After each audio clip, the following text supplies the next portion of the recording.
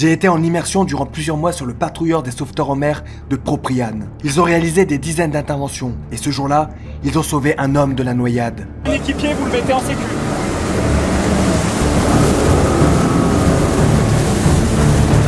Sauvetage, définition, action visant à soustraire d'un péril immédiat une personne qui sans aide extérieure serait vouée à une mort certaine. Allez, un mec qui se met à l'eau, rapide.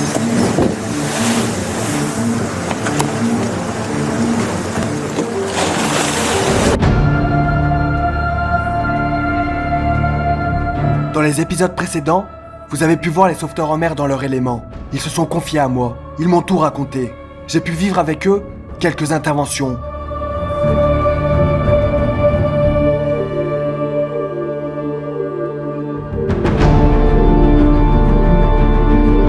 J'ai vu la détermination dans leur regard. J'ai pu ressentir le dévouement, le goût de l'entraide.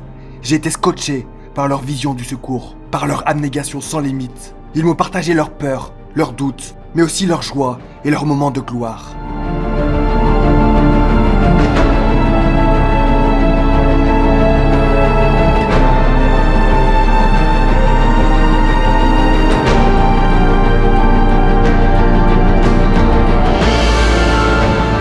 Aujourd'hui, ils vont répondre à la question « Qu'est-ce que représente un sauvetage ?» Et une fois de plus, ils vont se livrer. Et puis, en toute modestie, ils vont me raconter le jour où ils ont sauvé un homme de la noyade.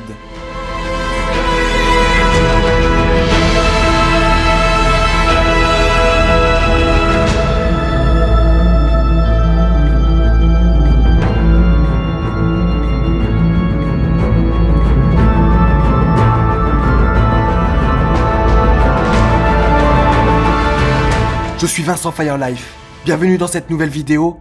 Et voici leur histoire. La définition d'un sauvetage. Il doit exister une définition très précise, mais enfin, le sauvetage, c'est pour moi la notion de sortir une personne d'une situation de détresse imminente. C'est-à-dire que si on n'est pas là, c'est fini.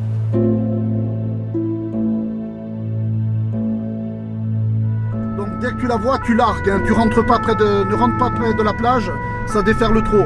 Dès que tu la repères, tu largues un nageur sauveteur de suite, reçu? Reçu, 2 équipiers largués à l'eau, qui sont dans les déferlantes. Et moi je vais m'extraire. Ok, 2 plongeurs SNSM à la mer dans les déferlantes. La 731 se remet en sécurité au large. À le cross.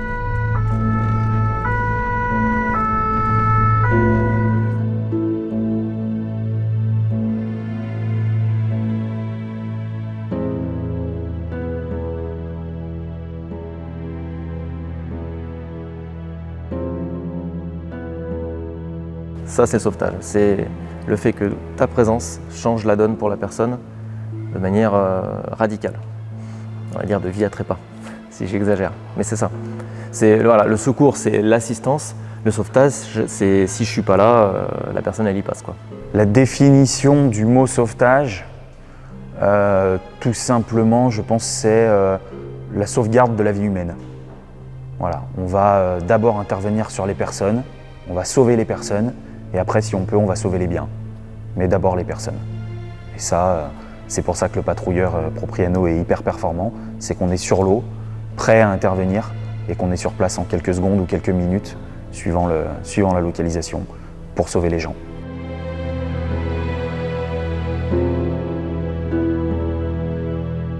Voilà, il y a des choses, des fois, on va dire que c'est le destin qui veut que ce soit ainsi.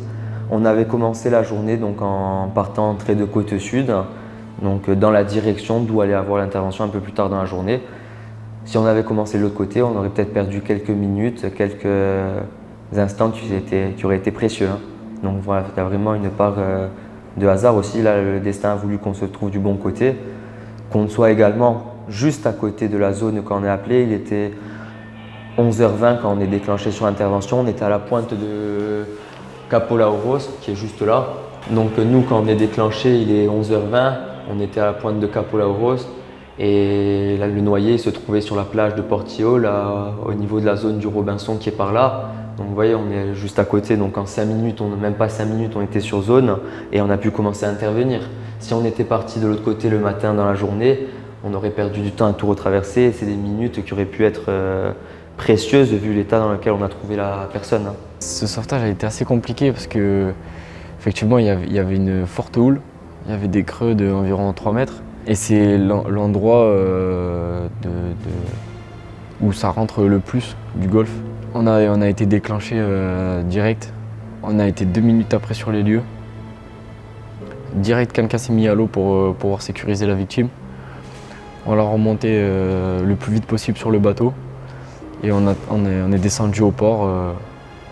En un quart d'heure, l'intervention elle était faite. Donc là, c'était une situation assez délicate et parce que la personne elle se trouvait à la limite du début des vagues qui étaient déferlantes. Donc c'est-à-dire c'est les zones dangereuses pour le bateau et parce que la vague elle va déferler et nous on n'aura plus de prise au niveau du moteur pour avancer ou pour reculer.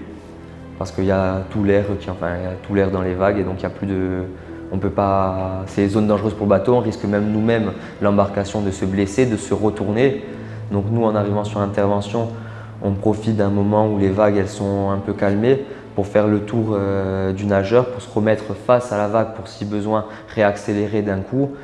Et là, un nageur est projeté pour aller le récupérer, le sécuriser avec une frite, un rescue tube et pour le sortir de la zone dangereuse et après récupérer au niveau du bateau.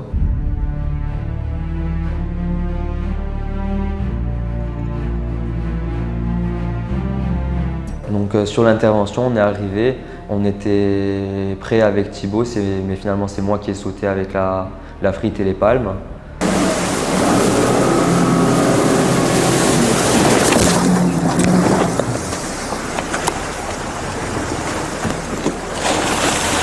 Donc en arrivant sur la victime, je lui ai mis le rescue tube pour qu'elle puisse déjà se reposer, pour qu'elle soit à la surface. Et après, je l'ai remorqué en la reculant et l'éloignant de la zone dangereuse pour être plus en sécurité, pour que le bateau il récupère plus facilement et qu'on puisse récupérer et commencer le bilan médical. Oui, pour moi, on a sauvé le jeune. Oui. Même lui nous l'a dit, 2 minutes après, c'était fini. Il nous a dit qu'il commençait à perdre connaissance. Hein. Quand on l'a récupéré, il était somnolent. Il avait du mal à parler, il ne savait pas trop ce qu'il disait, il était un petit peu perdu. Ouais. Si on n'était pas là, je pense qu'il serait au fond de l'eau. Ouais. À la victime, quand je commence à lui parler quand on est dans l'eau, malheureusement la victime elle était très désorientée. C'est pour ça que vraiment j'ai répété plusieurs fois que si on avait commencé de l'autre côté, ça aurait pu être dramatique et parce que j'en rigole maintenant, mais parmi les premières paroles que la victime me répond quand je commence à lui parler, c'est elle me dit j'ai mon QR code et mon passe sanitaire qui est valide. Donc il y a un état de conscience qui était altéré, de la fatigue mêlée à tout ça. Fallait pas perdre de temps. Donc on a commencé dans le bateau à faire le retour sur le port de Propriane pour le mettre, pour qu'il soit évacué par VSAV vers l'hôpital de Sartène. Et nous, dans le bateau, donc le temps du trajet, on a commencé un premier bilan de secouriste. Donc la personne, elle avait bu la tasse. Elle était en train d'inhaler de l'eau, donc la mettre sous oxygène. C'est toutes les procédures de secourisme qu'on nous enseigne lorsqu'on fait la formation. Donc la mettre sous oxygène et le début des constantes, vérifier la tension artérielle et surveiller son état pour que si ça s'aggrave, on soit prêt à réagir. S'il n'y avait pas la SNSM, ça aurait été dramatique. Parce qu'il se trouvait loin, à 300 mètres, 400 mètres de la plage. Hein. Et quand on est arrivé, il n'avait plus aucune force. Nous, dans le bateau, il était allongé, il ne bougeait plus. Hein. Quand on sauve quelqu'un, c'est une énorme satisfaction, c'est le sentiment d'avoir bien fait son travail. On est là pour ça, c'est aussi ce qu'on vient chercher nous, hein. C'est des interventions importantes. Et là, pour le coup, on est servi, donc oui, c'est une énorme satisfaction, mais c'est collectif, hein, c'est avec l'équipe.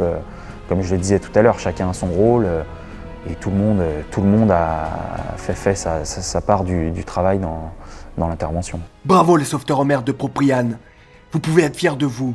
Cette saison a été intense et vous avez été présents à chaque instant pour aider les personnes en mer. Être à vos côtés et vivre toutes ces choses intenses avec vous était un réel honneur. Je suis heureux que d'avoir croisé votre route. Vous êtes des personnes au grand cœur. Surtout, ne changez rien.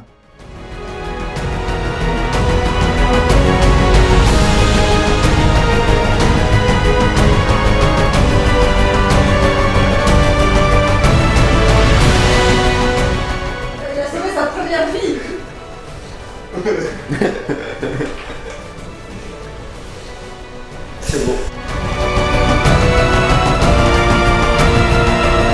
Merci à la SNSM de Propriane et à tous les sauveteurs de la saison 2021 pour votre confiance.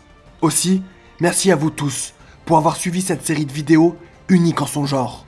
N'oubliez pas de vous abonner, car on se retrouve la semaine prochaine pour le débrief de cette saison intense. Enjoy la Fire Family et faites attention à vous sur intervention.